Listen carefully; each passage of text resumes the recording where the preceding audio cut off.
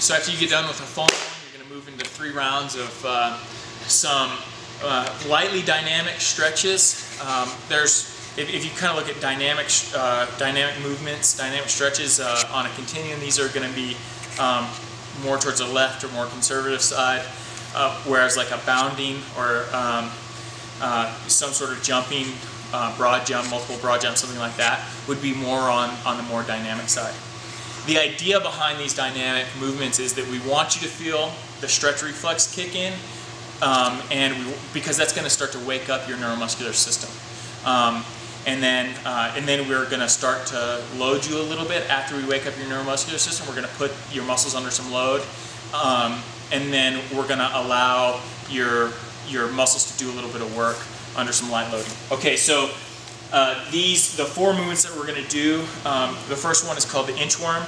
You'll do 3, and that's really close to the walk-in assessment that we had. We're going to start in this position here, heels and hands all the way on the ground, and you're going to walk it in as far as you can, and then walk it out. Walk it in, walk it out. Walk it in, walk it out. So that would be 3. That's what 3 reps would look like. If you can continue to extend, I have some limited mobility here in the back of my hamstrings or back of my calves, so I can't get out much more than this without my heels starting to come up. If you can go out farther, then do so. Don't let my crappy flexibility stop you from getting out a little bit farther. Okay. Next one, you're going to do hugs plus wipers. Hugs are just this right here. Not this, but this. 10 of them. So 1, 2, so on. And then wipers. We're going to come just like this. As I come up, I'm going to feel a stretch at this top, that top moment, and that stretch, I'm going to let it kind of bounce my arms back. And my arms are just working opposite of one another. 4, 5, 6, and so on up to 10. Next is 5-figure 4 squats. These aren't for depth.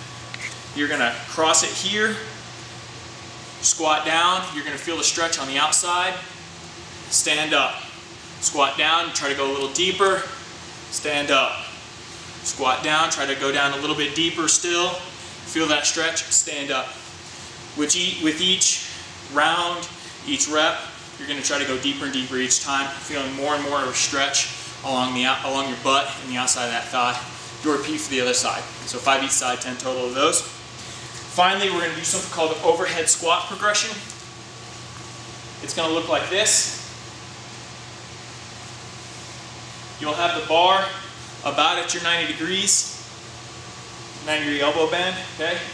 You're going to start here. You can have your back arched, that's okay. Right in front of your shins, you're going to come down, get into a good squat position. Shoulder blades back, back straight, nice and deep. Bring it up overhead. Stand up. Squat back down. Bring it down.